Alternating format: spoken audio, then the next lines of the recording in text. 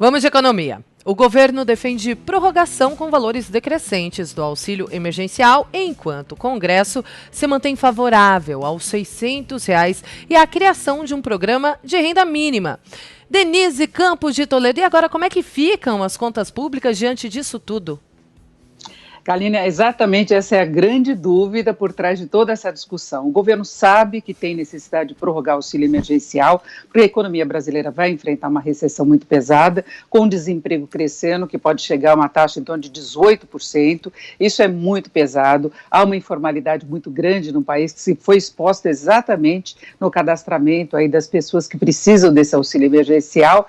E aí nós temos essa divisão, o governo querendo pagar valores decrescentes e o Congresso, boa parte dos parlamentares insistindo em manter os R$ 600 e tem alguns que defendem, inclusive, a prorrogação até o final deste ano. Ontem, na live do presidente Bolsonaro, o ministro Paulo Guedes deu a entender que vai propor esse escalonamento mesmo, 500, 400 e 300 reais, valores decrescentes, uma prorrogação por 3 meses. Vai ter um custo, sem dúvida alguma, para as contas públicas. Agora, para além dessa discussão agora, que o Congresso, de repente, pode até derrubar a proposta do governo e ficar aquele jogo de um veta de um lado e outro do outro, vai haver a prorrogação, a dúvida é em relação ao valor, mas essa necessidade de auxílio à população ficou mais do que evidente. Então, o governo, paralelamente, está propondo a criação do Renda Brasil, que seria uma reformulação do Bolsa Família.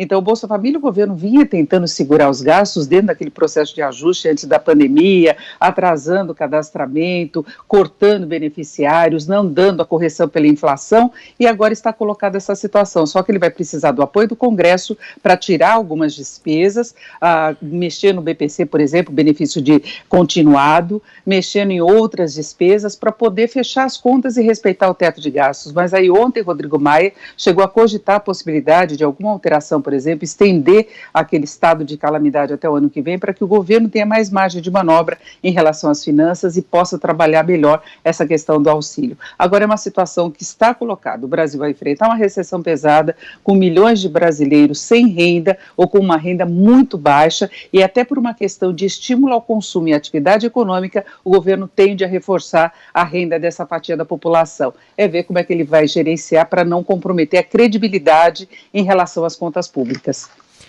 E o mercado nesse fechamento da semana, Denise, qual a expectativa? No exterior, muito animado. A liquidez está deixando em segundo plano preocupações com a segunda onda de pandemia, com os números crescentes, por exemplo, nos Estados Unidos e alguns países asiáticos. Hoje nós temos as bolsas europeias com altas aí perto de 2%, um movimento muito mais tranquilo. A semana foi de muitos ajustes, muito sobe e desce, em boa parte por causa disso, e teve preocupações com relação à guerra entre Estados Unidos e China, guerra comercial, vai para um lado, vai para o outro.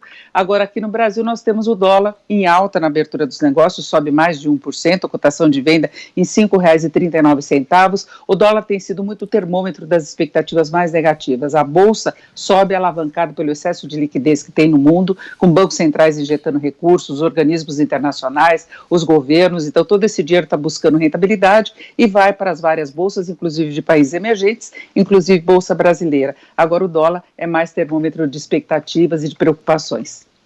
Economia no Jornal da Manhã com a Denise Campos de Toledo. Ótimo fim de semana para você, Denise.